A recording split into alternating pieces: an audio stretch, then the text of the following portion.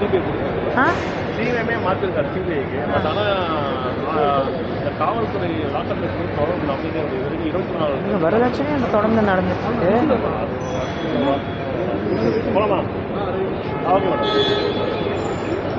Lockup death சென்னையிலே தமிழ்நாட்டில் அதிகரிக்க போயிட்டுருக்கு.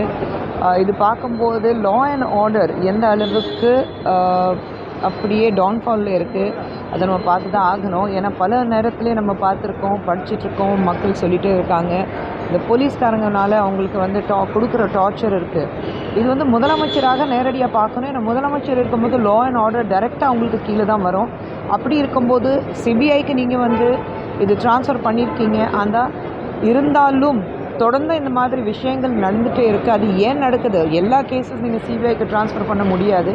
ஸோ இது கம்ப்ளீட் வந்து ஒரு டிஎம்கே கவர்மெண்ட்டோடைய நம்மளுடைய அரசாங்கத்தோடைய ஒரு ஃபெயிலியர் தான் நான் சொல்லுவேன்.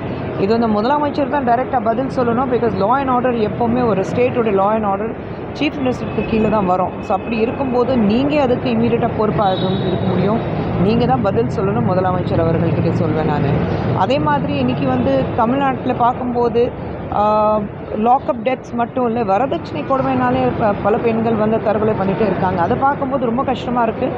ஏன்னா வரதட்சணை வாங்குறது மட்டும் இருக்குல்ல, கொடுக்குறதும் ஒரு தவறு தான், ஒரு குற்றம் தான். அப்படி இருக்கும்போது ஏன் இந்த மாதிரி ஆசைகள் தூண்டி விட்டுட்டு பெண்களுக்கு வந்து பெற்றோர்கள் வந்து நாங்கள் வரதட்சணை கொடுக்க போகிறோம், என் பொண்ணுக்கு தானே நான் கொடுக்குறேன், வாங்குறது தப்பு, கொடுக்குறது தப்பு. நீங்கள் உங்கள் பெண் ஒரு குழந்தைய வந்து நீங்கள் பெற்றெடுத்து வளர்த்தி ஆளாக்கி படிக்க வச்சு தன்னுடைய அங்கம் அது. அப்படி இருக்கும்போது நீங்கள் வந்து கட்டி கொடுக்கும்போது எது இருந்தாலும் உங்கள் பொண்ணுக்கு உங்கள் வீட்லேயே வச்சு கொடுங்களேன். அவள் பேரில் தனியாக வைங்க. ஆனால் வண்டி கொடுக்குறதும், நகை கொடுக்குறதும், ஒரு பியூரோ கொடுக்குறதும், நான் இது கொடுத்தேன் அது கொடுத்தேன் உங்கள் வசதிக்கு ஏற்ற மாதிரி, ஐ திங்க் ஒரு சில இடங்களில் வந்து பார்க்கும்போது ரொம்ப கஷ்டமாக இருக்குது. ஸோ பெற்றோர்கள்கிட்ட வந்து ஒரே ஒரு விஷயம் சொல்வேன், உங்கள் பெண் நல்லா வாழணுன்னா இந்த வரதட்சணை கொடுக்குறதோ இல்லை வரதட்சணை பேர் வரலைனாலும் நான் ஆசையாக கொடுக்குறேன் அதுவும் வேண்டாம்.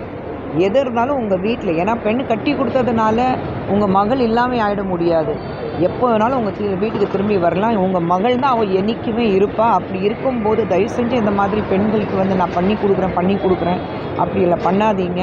இந்த மாதிரி யாராவது ஒரு முறையாவது உங்கள் பொண்ணுக்கு என்ன பண்ண போகிறீங்க அப்படி கேட்டாக்கா அப்படி ஒரு குடும்பத்திலே உங்கள் பொண்ணு கட்டி கொடுக்காதீங்க.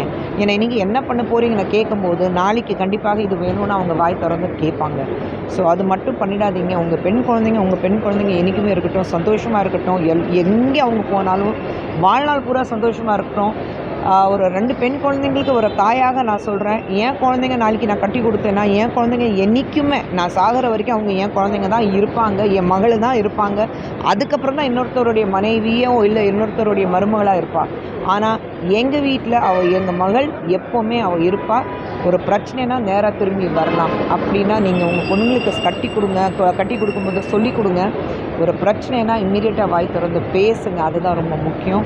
அண்ட் இந்த மாதிரி கொடுமைகள் லாக்அப் டெத்தோ இல்லை வரதட்சணை கொடுமை இதெல்லாம் வந்து இதில் எல்லாத்துக்கும் ஒரு முற்றுப்புள்ளி வைக்கணும். ஏன்னா ஒரு மனிதருடைய உயிரை சொல்லும்போது ஒரு சாதாரண விஷயம் கிடையாது. பல இடத்துல நம்ம இந்த மாதிரி பிரச்சனைகள் பார்த்துட்ருக்கோம். ஆனால் லாக்அப் டெத்துக்காக முதலமைச்சர்கிட்ட ஒரே ஒரு கேள்வி கேட்பேன், சார் நீங்கள் என்ன பண்ணிகிட்ருக்கீங்க? லா அண்ட் ஆர்டர் இருக்கும்போது உங்கள் அடிப்படையில் தான் லா அண்ட் ஆர்டர் வரும். ஸோ நீங்கள் என்ன பண்ணிகிட்ருக்கீங்க முதலமைச்சர் அவர்களே? தயவு செஞ்சு இது எல்லாத்துக்கும் நீங்கள் பதில் சொல்லணும். டிஎம்கேவோட ஃபெயிலியர் எங்கே இருக்குது உங்களுக்கு தெரியுது, மக்களுக்கு தெரியுது. ஸோ இது எல்லாமே நீங்கள் தான் பதில் சொல்லணும்.